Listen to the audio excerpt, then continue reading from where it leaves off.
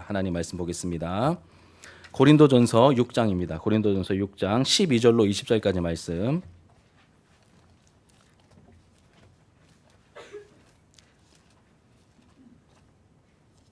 (12절로 20절까지) 말씀.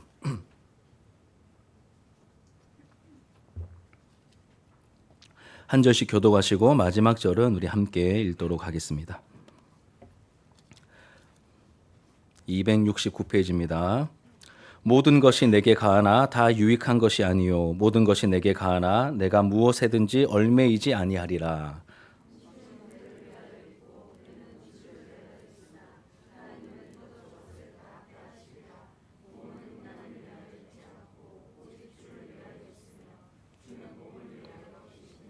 하나님이 주를 다시 살리셨고 또한 그의 권능으로 우리를 다시 살리시리라.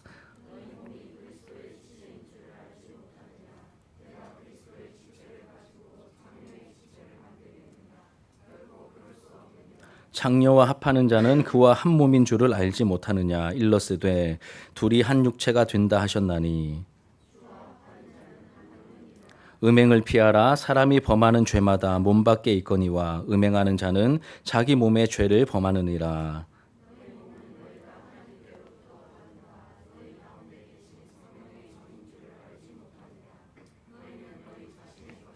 함께 읽겠습니다. 값으로 산 것이 되었으니 그런즉 너희 몸으로 하나님께 영광을 돌리라. 아멘.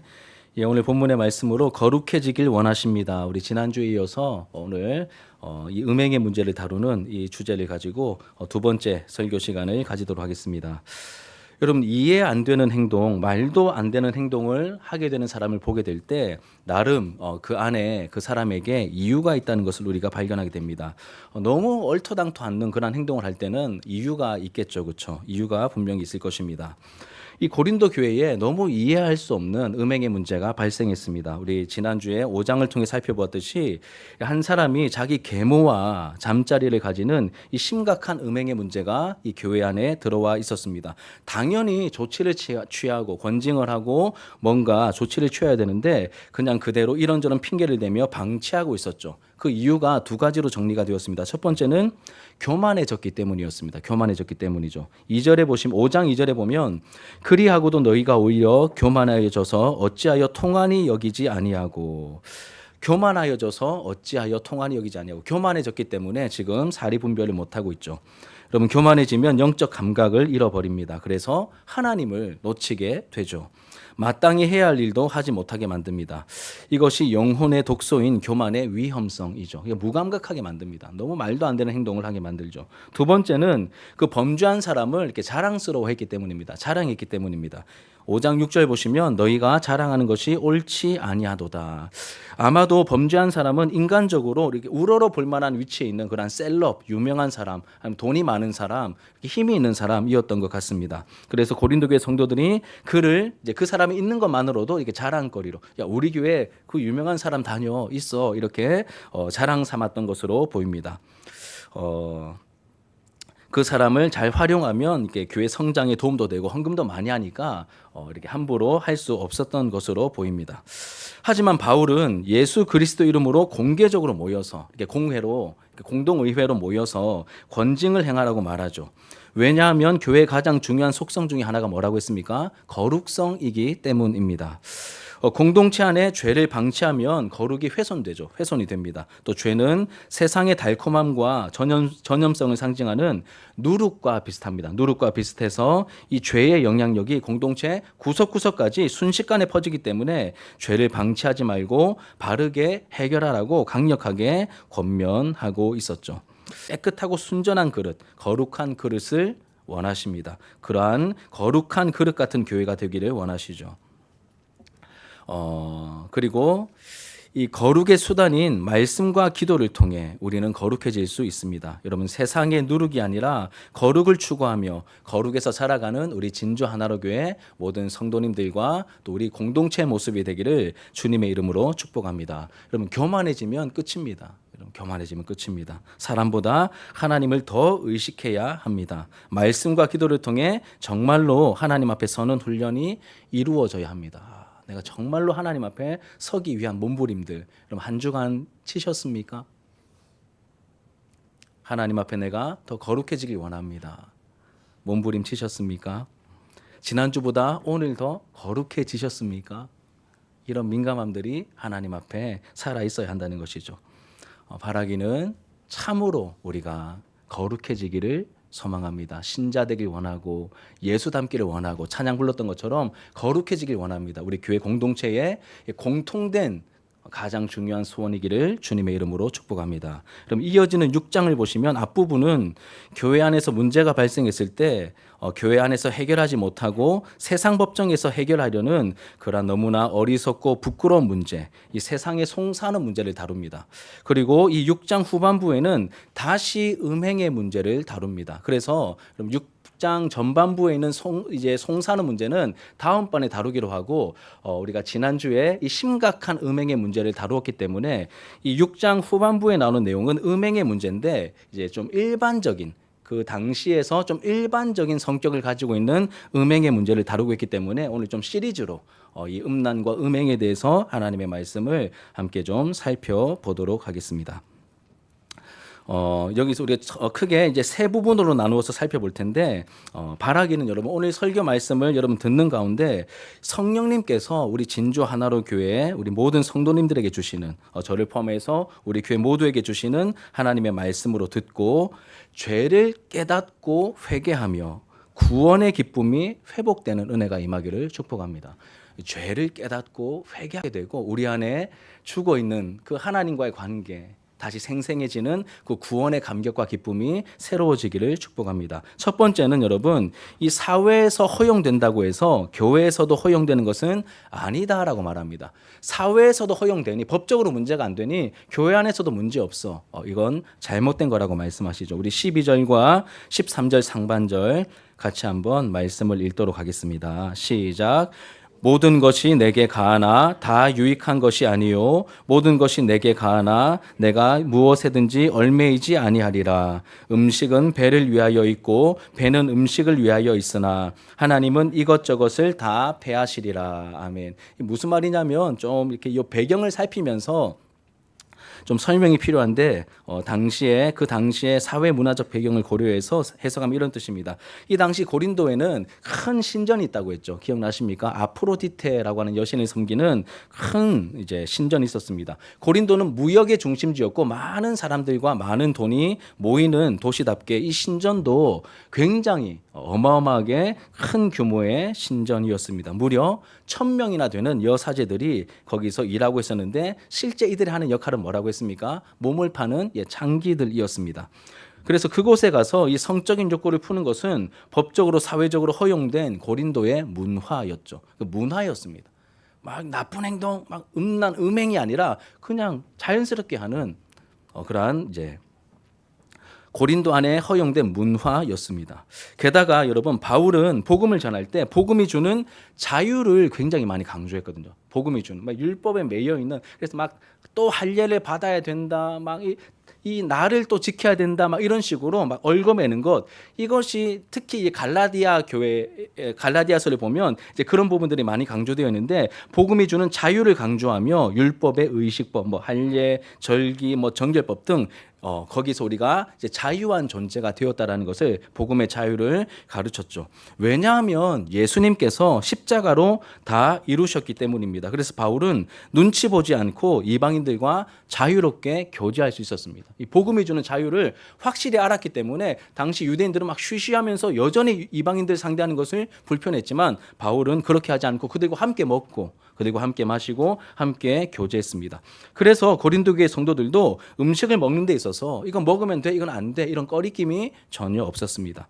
그런데 문제는 이 당시 고린도 교회 성도들이 이런 자유를 자신들의 음행을 합리화시키는 논리로 사용했다는 것입니다. 음식 먹는 데에서 자유로운 이 모습, 이 상태를 자신들의 음행을 합리화시키는 논리로 사용했다는 것이죠. 식욕이 일어날 때 음식을 이것저것 다 먹을 수 있죠. 뭐 돼지고기 예전에 안 됐었는데 소고기 먹듯이 돼지고기도 먹어도 돼. 이렇게 음식을 가리지 않고 아무거나 먹어도 됩니다. 그리고 정하고 부정한 음식의 구별이 없어지게 되었고 무엇을 먹든지 이런 뱃속에 들어가면 어떻게 되죠? 다 소화되고 다 사라지죠. 그렇죠? 분해될 것이기 때문에 문제가 되지 않는다. 맞는 말입니다. 맞는 말입니다. 이와 비슷하게 식욕의 문제가 이렇게 해결이 되듯이 성욕이 일어날 때 사회법이 문제 삼지 않기 때문에 아프로디테 신전에 올라가서 우리의 성욕을 해소해도 사회법적으로 문제가 안 되기 때문에 우리가 먹고 싶을 때 아무거나 먹어도 되듯이 이 성욕이 일어날 때 거기 가서 해소해도 된다. 이렇게 해석하고 여전히 그렇게 행동했었던 것이죠. 그리고 이 당시의 헬라 철학의 전제, 여러분 알고 있듯이 이제 이 플라톤의 영육 이원론 사상의 영향을 깊이 받고 있었습니다. 영은 귀하고 몸은 천하다. 그래서 몸은 아무렇게 사용해도 상관없다라고 하는 이러한 인식이 여전히 이제 뿌리 내리고 있었던 것이죠. 몸은 구원의 대상이 아니기 때문에 함부로 사용해도 상관없다라고 여기고 있었습니다. 그래서 그냥 가서 그렇게 함부로 몸을 굴렸던 것입니다. 그래서 바울이 이 문제를 다루면서 이렇게 시작합니다. 우리 여러분 12절 다시 보시면 모든 것이 내게 가하나 다 유익한 것이 아니요 모든 것이 내게 가하나 내가 무엇이든지 얽매이지 아니하리라. 그러니까 모든 것이 다 가하다는 게 무슨 뜻일까요? 사회법적으로 문제될 게 없다는 것입니다. 바울 자신에게도 사회법적으로는 문제될 것이 없다는 것이죠. 다 허용되는 것이죠. 그리고 문화적으로 사회적으로 나에게 허용되었다고 해서 모든 것이 나에게 유익한 것은 아니다. 다시 말해 하나님께서 금하셨기 때문에 영적으로 문제가 되는 행동이 있으며 나는 그런 행동을 하지 않을 것이다라고 말. 그럼 사회에서는 괜찮습니다. 법적으로 허용이 되어 있는데 하나님 나라의 법인 이 성경에서는 금하고 있는 이러한 내용들 부딪힐 때 여기서 해도 된다고 하니까 남들 다 하니까 우리도 해도 되지. 이렇게 하면 안 된다라고 우리에게 말하고 있는 겁니다. 이렇듯 세상의 달콤한 누룩이 아니라 순전한 거룩을 추구하는 이 바울의 입장, 이 성경의 입장은 영적인 결이 다르죠. 사랑하는 여러분, 사회법적으로 또는 관례적으로 허용된 것이라고 해서 우리도 다 해도 되는 게 아닙니다. 성경 말씀을 가지고 기준을 삼으시고 잘 분별하셔야 합니다. 부르심을 받은 성도들이 따라야 할 유일한 신앙생활의 기준은 무엇이죠? 정확무오한 성경 말씀 하나밖에 없습니다. 사회적으로는 허용된다 해도 유익하지 않은 것이 있고 해서는 안 되는 행동이 있습니다. 아무데나 가서도 안 되고 아무렇게나 행동해서도 더더욱 안 되는 것이죠. 오히려 우리는 착한 행실을 통해 오늘 말씀처럼 세상의 소금과 빛이 되어서 어두운 세상을 밝혀야 할 적극적인 사명을 가진 존재들입니다.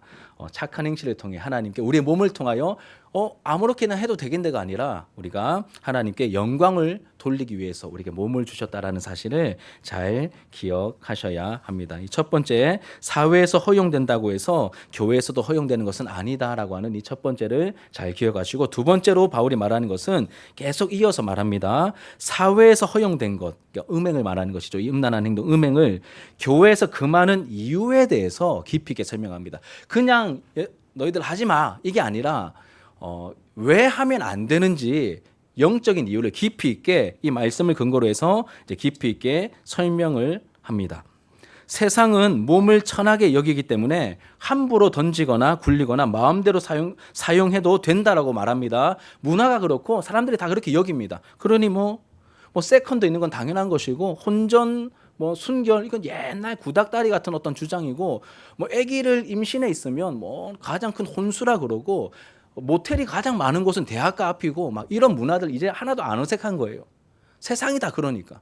근데 그게 정상이 아니다라고 우리에게 말하고 있는 것이죠. 바울은 하나님께서 우리 몸을 어떻게 여기시는지, 우리 몸이 가지고 있는 소중함과 특별함에 대해서 굉장히 자세히 여러 가지 각도로 우리에게 설명을 해줍니다. 먼저는 예수님께서 우리 몸을 위해 죽으셨다라고 말합니다. 우리 몸을 위해 예수님께서 죽으셨습니다. 그럼 우리가 몸을 어떻게 여겨야 될까요? 소중히 여겨야 되겠죠. 그거 모르면 함부로 대할 텐데 예수님께서 나의 몸을, 여러분들의 몸을 위해 죽으셨다라고 말합니다. 그럼 13절 하반절에 보면 같이 한번 읽어보겠습니다. 13절 하반절. 자, 시작. 몸은 음란을 위하여 있지 않고 오직 주를 위하여 있으며 주는 몸을 위하여 계시느니라. 몸은 음란을 위하여 있지 않고 오직 주를 위하여 있으며, 그 다음 뭐가 나오면 주는 몸을 위하여 계시느니라. 이거 직역하면 주님은 몸을 위하신다 이런 뜻입니다. 이 말은 예수님은 우리의 영혼을 위해서만 십자가 지신 게 아니라 우리의 몸을 위해서도 자기 자신을 주셨다는 뜻입니다. 그러니 우리 몸을 위해 십자가에서 죽으신 것이죠. 우리 영혼만 위해서 죽으신 게 아니라 우리 몸을 위해서도 예수님께서 십자가에 달려 죽으신 것입니다. 여러분, 예수님의 생명값이라는 엄청난 대가를 지불한 우리의 몸입니다. 그러니까 우리 몸이 그만큼 비쌉니다, 여러분. 이 사실을 아셔야 돼요. 우리 존재 자체를 생각할 수도 있는데 고린도서 이 전설을 통하여 바울이 강조하는 것은 특별히 우리 영혼이 아니라 무엇이죠? 우리의 몸을 강조하고 있습니다. 우리의 몸도 여러분 너무너무 값비쌉니다. 왜냐하면 지불된 값이 그렇기 때문에. 제가 뭘 좀 비유할까 이렇게 생각하다가 그냥 이렇게 너무 좀 유치하지만 그럼 혹시 포켓몬스터라고 아세요? 포켓몬스터? 아이들 초딩들이 이렇게 가지고 다니는 그 카드 있습니다. 포켓몬스터 카드 있습니다. 그 포켓몬스터 카드 보면 여러 가지 뭐 이렇게 번쩍번쩍거리는 것도 있고 막 그냥 널린 카드도 있고 굉장히 희소한 카드도 있는데 여러분 굉장히 희소한 포켓몬스터 카드 하나가 얼마짜리까지 있는 줄 아십니까? 몇백만 원? 2천만 원? 뭐 본 거 있는 것 같은데 여러분 제가 그때 몇 억을 봤거든요. 그래서 제가 오늘 아침에 다시 한번 쳐봤어요. 최근 경매가 91억. 깜놀이죠. 포켓몬스터 카드 하나가 91억이래요. 왜 그게 91억이 될까요? 누군가가 91억을 낸 거예요. 91억짜리입니다. 우리 볼 때는 종이 쪼가리 하나인데 그건 91억짜리예요. 우리가 생각할 때 우리 몸 이거 뭐 난 키도 좀 작고 인물도 별로고 마음에 안 드는 이 몸 뭐 아닙니다 여러분. 우리의 몸을 위하여 하나님께서 지불하신 값이 대가가 예수님의 생명값입니다. 너무나 소중한 몸이라는 것을 잘 아시고 우리 몸을 다루시고 우리의 몸을 사용하셔야 합니다. 그만큼 여러분 우리의 몸이 귀합니다. 여러분들의 몸이 한 사람 한 사람이 너무 귀합니다. 함부로 사용하면 안 되고 주님을 위해서 주님께 자꾸 물으시면서 우리의 몸을 사용하셔야 됩니다. 계속해서 보겠습니다. 두 번째로는 여러분 예수님이 부활하신 것처럼 우리 몸도 여러분 지금 우리 몸도 어떻게 될까요? 부활할 겁니다. 14절 시작. 하나님이 주를 다시 살리셨고 또한 그의 권능으로 우리를 다시 살리시리라. 우리를 다시 살리실 겁니다. 우리 지금 이 몸은 어떤 몸일까요? 다시 살아날 몸입니다. 부활할 몸이죠. 우리의 몸도 부활할 것입니다. 부활할 몸입니다. 연결선상에 있습니다. 물론 지금과는 다른 모습이겠죠. 이거 설명할 때 제가 지금까지 들어본 혹은 이게 책을 통하여 본 설명 중에서 가장 와닿는 설명은 여러분 애벌레입니다. 애벌레. 이게 나비 애벌레가 있잖아요. 이 나비 애벌레가 땅 기어 다닐 때는 말 그대로 너무 천해 보이지 않습니까? 뭐 속도도 느리고 아무것도 못하는데 얘가 결국은 변태 과정을 거쳐서 어떻게 됩니까? 뭐가 되죠? 나비가 됩니다. 그런데 따로따로가 아니에요. 얘가 된 거예요. 지금 우리 몸은 부족합니다. 그런데 나중에 이 부활의 때에 이 애벌레가 나비가 되듯이 우리 몸도 그 연속선상에서 놀랍게 아주 놀라운 모습으로 변화될 몸이기 때문에 함부로 몸을 사용하지 마라. 특별히 음행에 함부로 던지지 마라. 아무거나 먹지 마라.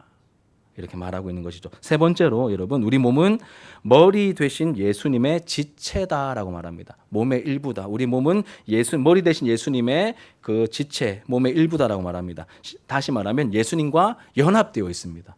지금 우리 몸은 예수님과 연합되어 있습니다. 15절을 같이 읽겠습니다. 15절 시작. 너희 몸이 그리스도의 지체인 줄을 알지 못하느냐? 내가 그리스도의 지체를 가지고 창녀의 지체를 만들겠느냐? 결코 그럴 수 없느니라. 우리가 그리스도의 지체다. 머리 대신 예수님과 연결되어 있다, 연합되어 있다고 하는 것을 강조하고 있죠. 우리 몸은 예수님과 연합되어 있고 한 몸을 이루고 있습니다. 우리 몸은 지체입니다. 그리고 예수님이 머리이십니다. 그러니 내 뜻대로 사용하면 안 됩니다. 우리의 몸을 우리가 가진 소유뿐만 아니라 우리의 몸도 내 뜻대로 사용하면 안 됩니다. 머리 대신 예수님의 뜻을 구하고 그분의 뜻대로 사용해야 됩니다. 제가 지난번에도 말씀드렸듯이 자꾸 물으셔야 됩니다. 하나님께, 예수님께 자꾸 물으셔야 됩니다. 예수님 어떻게 사용할까요? 오늘은 뭘 할까요? 이런 식으로 자꾸 물어보셔야 우리가 영적으로 깨어있게 되고 하나님을 의식하게 되겠죠. 그러면서 여러분 이 문맥 속에서 바울은 이 음행의 죄가 가지는 아주 독특한 점을 이야기합니다. 아주 독특한 점. 16절과 17절 같이 한번 읽겠습니다. 16절과 17절 시작. 창녀와 합하는 자는 그와 한 몸인 줄을 알지 못하느냐. 일러스되 둘이 한 육체가 된다 하셨나니 주와 함께 합하는 자는 한 영이니라. 이 말이 조금 애매할 수 있는데 창녀와 합하는 자, 왜 갑자기 창녀가 나올까요? 아까 말했던 그 아프로디테 신전을 이렇게 염두에 두고 지금 하고 있는 말입니다. 창녀와 합하는 자는 그와 한 몸인 줄 알지 못하느냐. 일러스되 둘이 한 육체가 된다 하셨나니 주와 합하는 자는 한 영이니라. 여러분 이 남녀 간의 성행위, 이 남녀 간의 성행위는 육체적인 접촉 이상의 영적인 의미가 담겨 있다라고 바울은 말하고 있는 겁니다. 이 성행위는 남녀가 하나가 되는 인격적인 연합의 의미도 포함되어 있습니다. 그냥 몸과 몸이 원하니까 그냥 하룻밤 보내고 그냥 육체적인 쾌락을 채우고 그냥 빠이빠이 안정이 아니라는 겁니다. 남녀가 하나가 되는 인격적인 연합의 의미, 영적인 의미를 포함하고 있다. 뭐가요? 성행위가. 그것을 말하고 있는 것입니다. 한마디로 성은 저급한, 이 세상은 이 성을 얼마나 저급하게 취급합니까?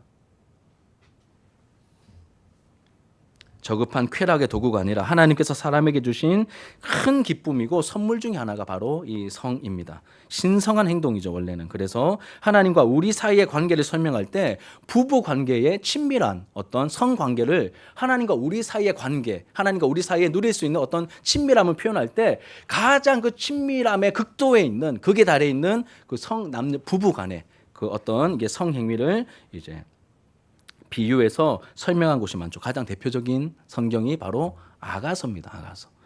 예. 이 솔로몬과 술람미 여인의 어떤 그 모습을 하나님과 교회의 관계로 이해하시면 굉장히 은혜로운 성경으로 우리에게 다가옵니다. 이렇게 성이 단순한 육체적인 결합 이상의 영적 의미를 가지고 있기 때문에 창녀와 몸을 섞으며 음행하는 것은 단지 육체적인 관계만 맺었다는 뜻이 아닙니다. 이 신전 창녀와 행음하는 것은 하나님께서 부여하신 그 거룩함을 깨뜨리는 행동입니다. 그리고 자신을 창녀 수준으로 타락시키는, 천하게 타락시키는 행동이기도 합니다. 그러니까 몸으로 짓는 행동, 음행은 그리스도와 한몸됨과 또 배우자와의 어떤 친밀함, 한몸됨을 깨뜨립니다. 결국 음행의 죄는 심각한 관계 파괴를 가져오는 것이죠. 여러분 꼭 결혼한 부부 관계만 포함되는 게 아니라 우리 결혼 안 한 청소년들도 마찬가지고 청년들도 마찬가지고 어른들도 마찬가지입니다. 이제 선을 넘는 성경이 정한 이 가정 안의 부부 간의 성행위를 넘어서는 그 선을 넘는 성행위는 자신의 영혼을 더럽히고 주님과의 관계에 심각한 타격을 가져온다. 이것이 성경이 말하는 관점이고 가르침입니다. 우리 메시지 번역, 유진 피터슨 목사님이 번역하신 메시지 번역을 보면 16절과 17절 이렇게 말하고 있습니다. 우리 같이 한번 읽어볼까요? 여러분 프린트 보시면 같이 읽겠습니다. 시작. 영적으로 주님과 하나 되려거든 헌신과 친밀함이 없는 섹스, 우리를 전보다 외롭게 하는 섹스, 결코 한 몸이 될 수 없는 섹스를 추구하지 마세요. 굉장히 번역이 여러분 리얼하죠, 그렇죠? 이런 성관계 하지 마라. 이 세상은 다 하고 있지만 그런 거 하지 마라. 헌신과 친밀함이 없는 부부간의 그 언약, 이 헌신과 친밀함으로 약속되지 않은 하나님이 허락하신 범위를 넘어선 그러한 이 성관계 어떻게 만든다고 합니까? 우리를 전부 다 외롭게 만듭니다. 그리고 결국 한 몸이 될 수 없다라고 말하고 있죠. 그러니 음행을 피해야 하는 것이죠. 우리 18절 읽지 않았는데 18절도 한번 메시지 번역 같이 읽겠습니다. 시작. 성적인 죄는 다른 모든 죄와는 의미가 다릅니다. 성적인 죄는 우리 몸의 거룩함을 더럽히는 죄입니다. 우리 몸은 하나님께서 주시고 하나님께서 의도하신 사랑을 위해 다른 사람과 한 몸이 되도록 지어졌습니다. 그러니까 다른 모든 죄와 이제 의미가 다르다. 의미가 다르다. 우리가 이해할 수 있도록 번역해 놓은 거예요. 성적인 죄는 우리 몸의 거룩함을 더럽히는 죄다. 우리 몸은 하나님께서 주시고 하나님께서 의도하신 그 사랑을 위해 다른 사람과 한 몸이 되도록 지어졌다. 이렇게 말하고 있습니다. 우리의 몸은 여러분 예수님과 연합되어 있습니다. 그래서 우리의 이 성적인 범죄는 영적인 의미를 가지게 되고 배우자와의 관계 그리고 하나님과의 관계를 파괴시키며 그 엉뚱한 그 배후에서 역사하고 있는 악한 영들과 교제하게 만드는 그러한 악영향을 미치게 된다. 이것을 강조하고 있습니다. 네 번째로 여러분 우리 몸은 하나님이 계시는 성전이며 우리 게 아니다라고 말합니다. 우리 몸은 우리 게 아니고 내 몸은 내 게 아니라 주님의 것이고 또 하나님이 계시는 성전이다라고 말하죠. 우리 19절과 20절 굉장히 유명한 구절인데 같이 읽겠습니다. 시작. 너희 몸은 너희가 하나님께로부터 받은 바 너희 가운데 계신 성령의 전인 줄을 알지 못하느냐. 너희는 너희 자신의 것이 아니라 값으로 산 것이 되었으니 그런즉 너희 몸으로 하나님께 영광을 돌리라. 아멘. 너희 몸 너희 게 아니다. 성령이 계시는 하나님의 전이다라고 말합니다. 그러니 너희 몸으로 하나님께 영광을 돌리는데 사용해야 한다. 바울은 여기서 그냥 단지 몸의 중요성을 넘어서 몸의 정체성을 새롭게 가르치며 선언합니다. 뭐라고 선언합니까? 너희는 하나님의 성전이다라고 말합니다. 뭐가요? 우리 마음이 아니라 뭐가요? 이 몸이 강조되고 있지 않습니까? 우리의 몸도 하나님의 성전이랍니다. 알고 계셨습니까? 전인적인 사람을 염두에 두면서 사용하고 있는 표현이지만 여기서는 몸이 더 많이 강조되고 있습니다.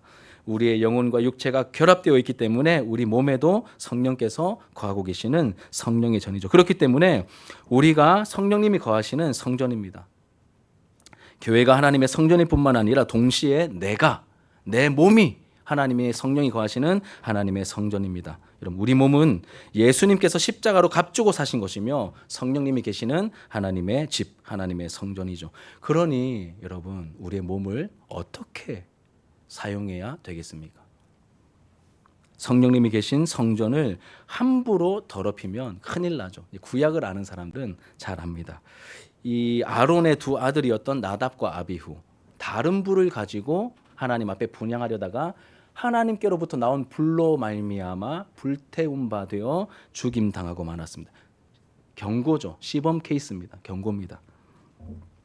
엘리의 두 아들 홈니와 비나스도 하나님이 보이지 않는다고 그 하나님을 섬기는 그 성막, 그 성소에서 자기들 마음대로 하나님을 업신여기듯이 행동하다가 징벌로 전쟁에서 비참한 죽음을 맞게 됩니다. 그러니까 이렇게 제가 겁주려고 제가 겁준다고 이러면 겁이나 먹으시겠습니까? 바라기는 성령께서 참 연약한 저이고 참 볼품없는 설교지만 이 말씀을 통하여 우리에게 우리 공동체에게 주시는 말씀으로 들리게 하셔서 내 몸이 성전이었구나.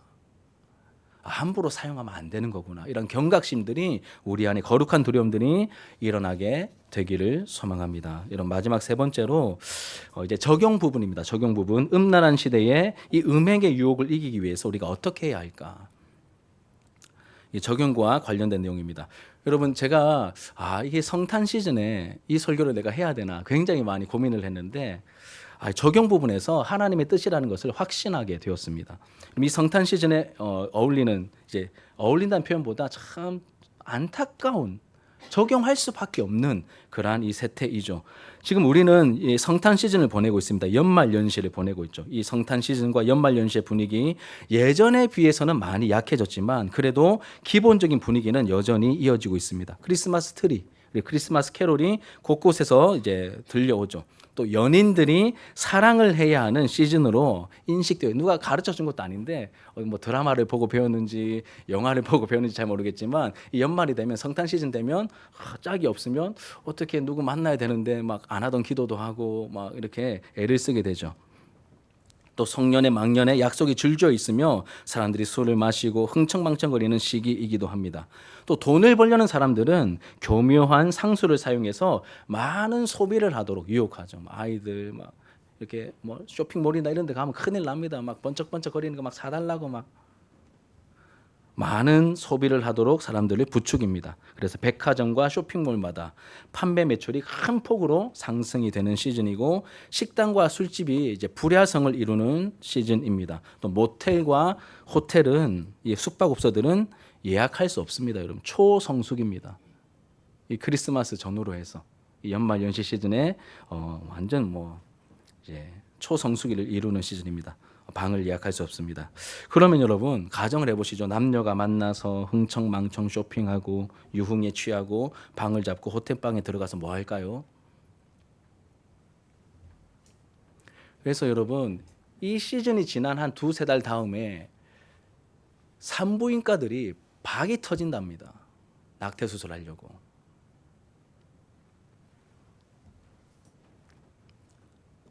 세상은 이렇게 흘러가고 있고 사랑이라 말하고 아름답게 포장합니다. 아무런 문제를 삼지 않습니다. 여러 이성을 만나 성적인 교제를 나누는 것 문제 삼는 게 아니라 그들은 이렇게 말합니다.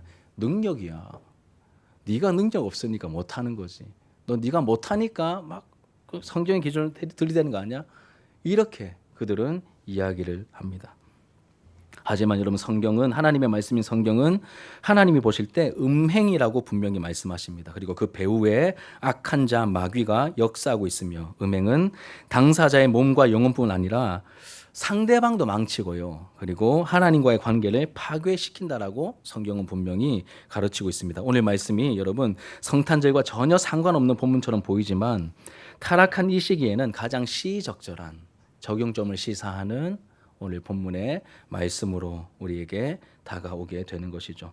그래서 구체적인 내용 세 가지 간단하게 말씀드리고 오늘 설교를 마치려고 합니다. 첫 번째는 여러분 이 세상의 어떤 유혹, 이 음란과 음행의 유혹, 이 성적인 이 방종의 문화를 우리가 이기기 위해서 누구를 만나서 어떻게 시간을 보내느냐가 정말 중요합니다. 그렇기 때문에 여러분 교회 공동체 안에 경건한 사람들과 함께 시간을 보내십시오.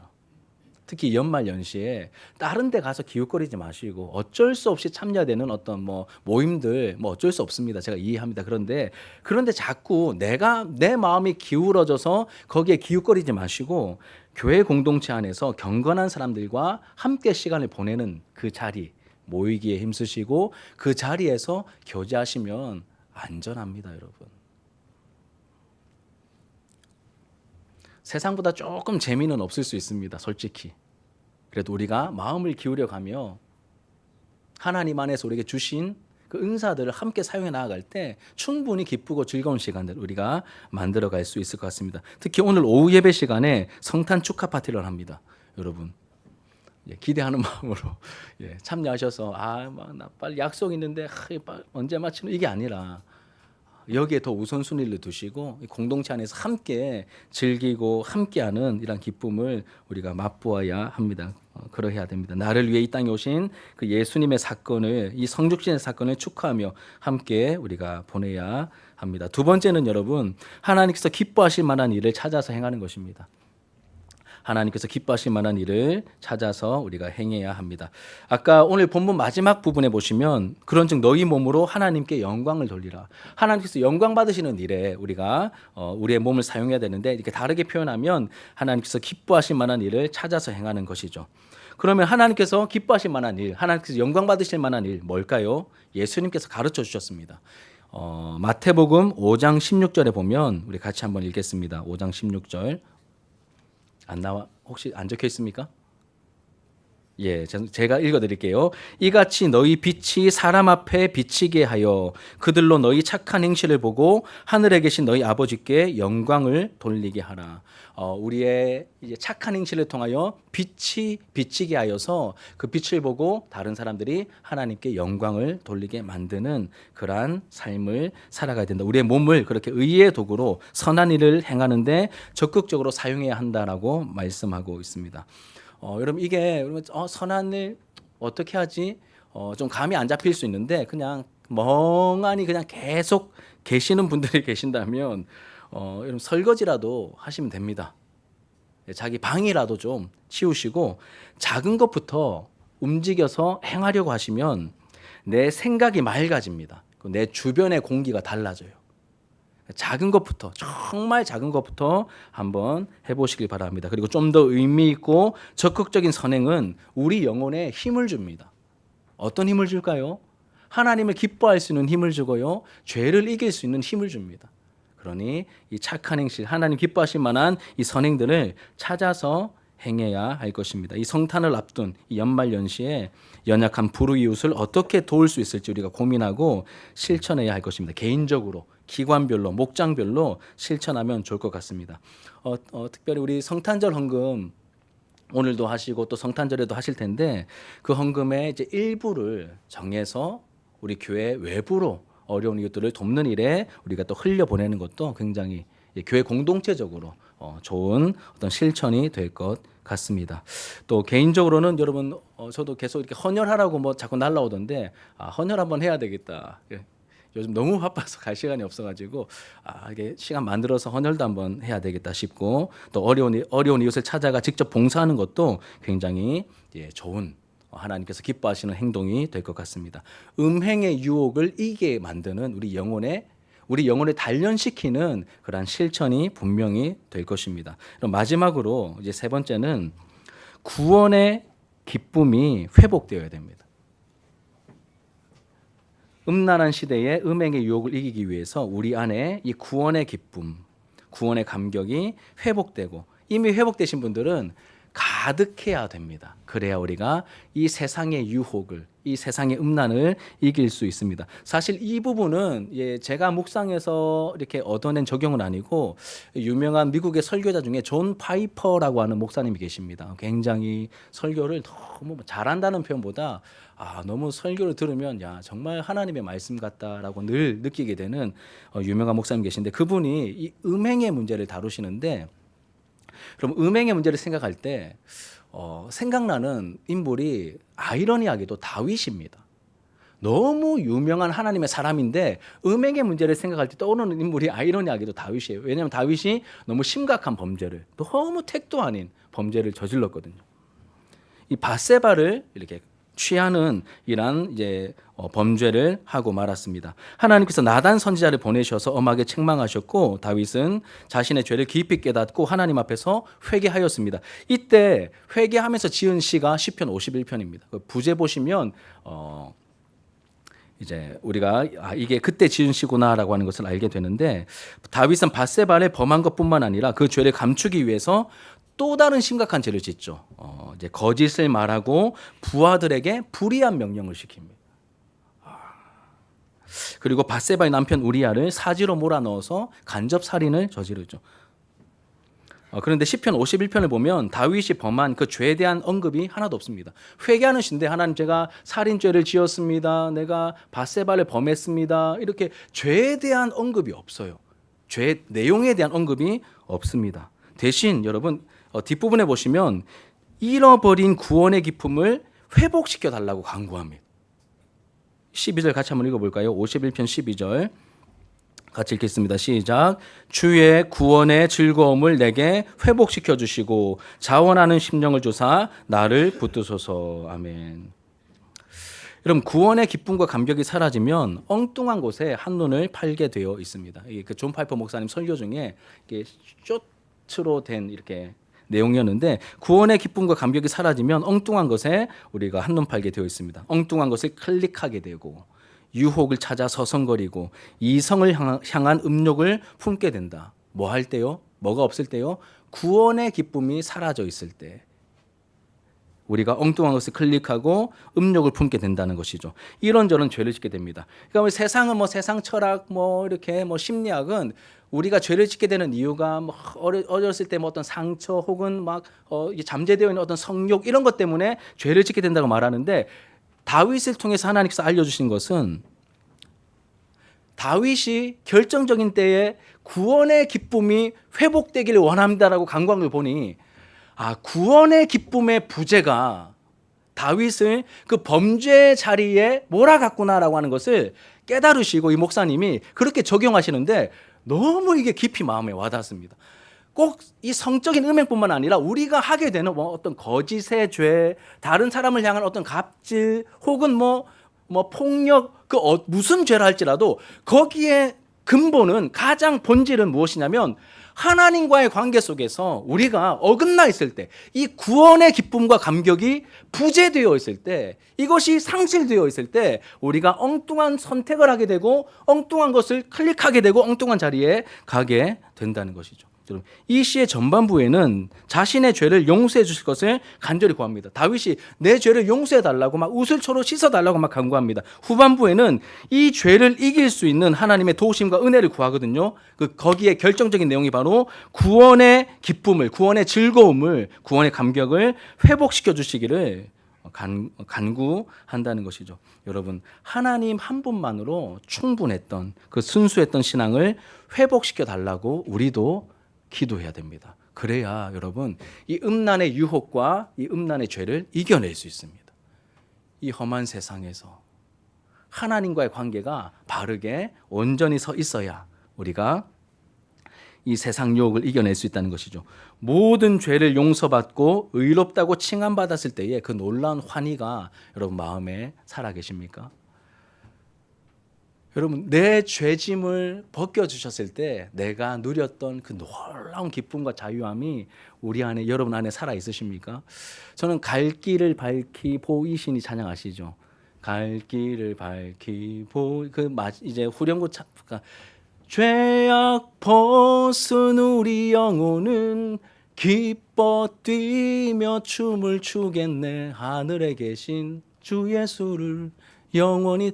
너무너무 사랑하고 좋아했던 찬양이거든요. 왜냐하면 그 구원의 감격이 있어서 내 죄악을 내가 벗은 게 아니라 예수님의 보혈로 씻겨주시고 벗겨주시니 내 안에 기쁨이 충만하여 막 춤추듯이 죄악 벗은 우리 영혼이 기뻐 뛰며 주님 아무것도 안 아깝습니다. 내 죄를 다 사해 주시고 내 죄짐을 벗겨 주시고 하나님의 자녀로 삼아 주시고 의롭다 여겨 주시니 내 영혼이 누리게 된 그 놀라운 자유함과 이 양심의 자유와 놀라운 축복이, 하나님의 자녀됨의 축복이 막 넘쳤을 때의 그 감격이 나에게 있는가? 그 하늘의 기쁨이 나에게 있는가? 말씀 앞에서 우리가 보아야 한다는 것이죠. 저도 이 부분을 나름 구한다고 했는데 여전히 내가 다른 데 한눈 팔고 있는 것 같고 하나님께 온전히 내 마음을 드리지 못하는 내 모습이 보이기도 하고 그래서 원래는 이렇게 제가 릴레이 기도 안 하려고 했었거든요. 올해는 안 하려고 했습니다. 그냥 이렇게 미리 광고도 안 했는데 그냥 슬쩍 지나가지 뭐. 안 되겠더라고요. 하나님, 나의 회복과 담임 목사님 나의 회복과 우리 공동체의 회복을 위해서 이 구원의 기쁨이 회복돼야 되는데 이를 위해서 우리에게 말씀을 주셨고 또 기도하라 하시니 하나님 같이 공동체적으로 기도하고 몸부림칠 때 이 구원의 기쁨이 다시 회복될 수 있도록 은혜를 좀 주십시오. 이런 마음으로 또 이 말씀을 또 준비하게 되고 사랑하는 여러분들과 함께 나누게 됩니다.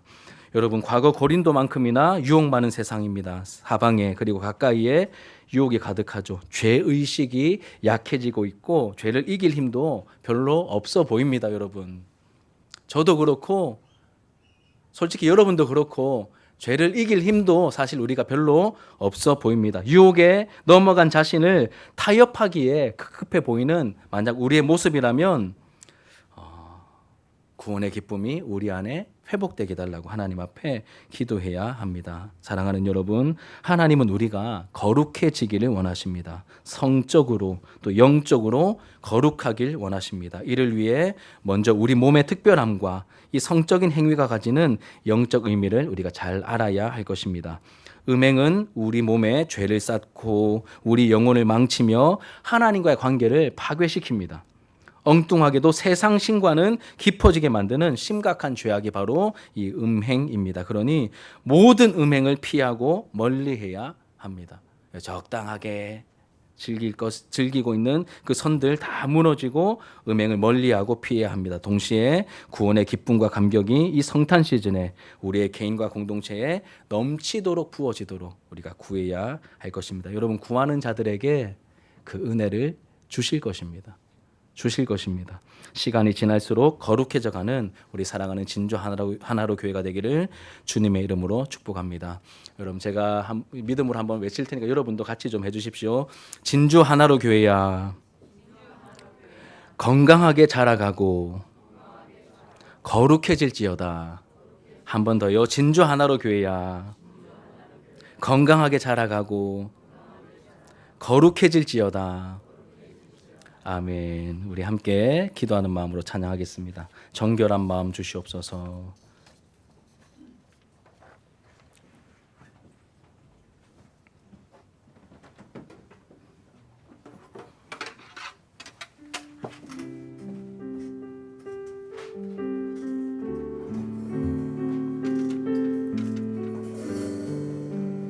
우리 회개하는 마음으로 또 기도하는 마음으로 함께 찬양합시다. 정결한 마음, 정결한 마음 주시옵소서. 오 주님, 정직한 영을 새롭게 하소서. 정결한 마음, 정결한 마음 주시옵소서. 오 주님, 정직한 영을 새롭게 하소. 나를 주님 앞에서, 나를 주님 앞에서 멀리 하지 마시고 주의 성령을 거두지 마옵소서. 그 구원의 기쁨, 그 구원의 기쁨 다시 회복시키시고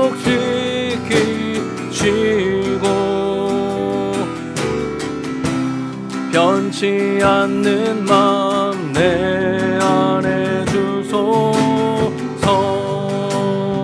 정결한 마음 주시옵소서. 정결한 마음 주시옵소서.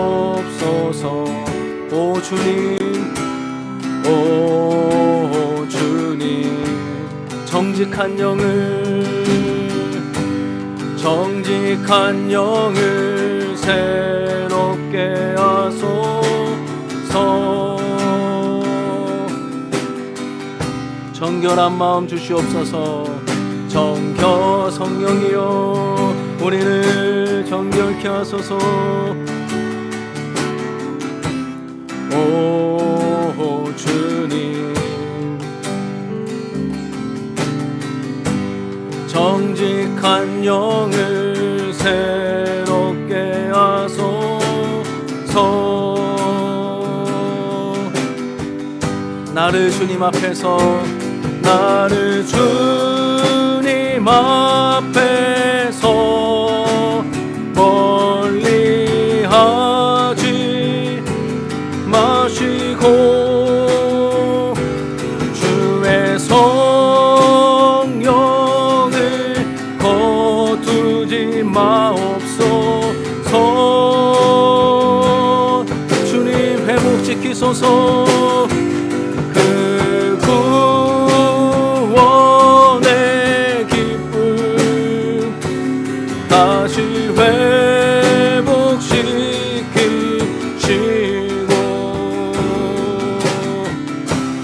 변치 않는 마음 내 안에 주소서. 나를 주님 앞에서 멀리하지 마시고 나를 주님 앞에서 멀리하지 마시고 주의 성령을 거두지 마옵소서. 그 구원의 기쁨을, 그 구원의 기쁨 다시 회복시키시고 변치 않는 마음, 변치 않는 마음 내 안에 주소서.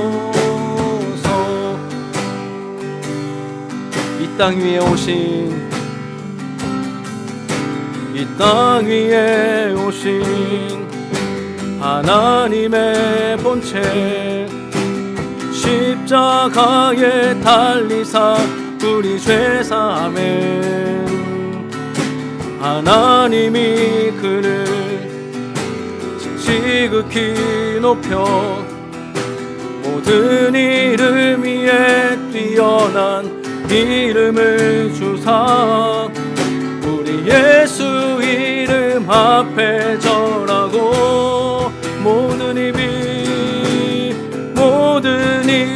주를 시인해 영광 중에 오실 주를 보리라. 선포해 왕께 만세 존귀와 위엄을 찬양해 왕께 만세 주 예수 하나님. 우린 고대하네 주님 오실 그날 다시 사신 왕의 영광 이 땅을 비추네. 사단의 권세 주 앞에 무너져 생명과 진리의 주 원세 가장 높도다. 우리 예수 이름 앞에 절하고 모든 입이 주를 시인해 영광 중에 오실 주를 보리라. 선포해 왕께 만세 주님 존귀와 위엄을 찬양해 왕께 만세 주 예수 하나님 왕께 만세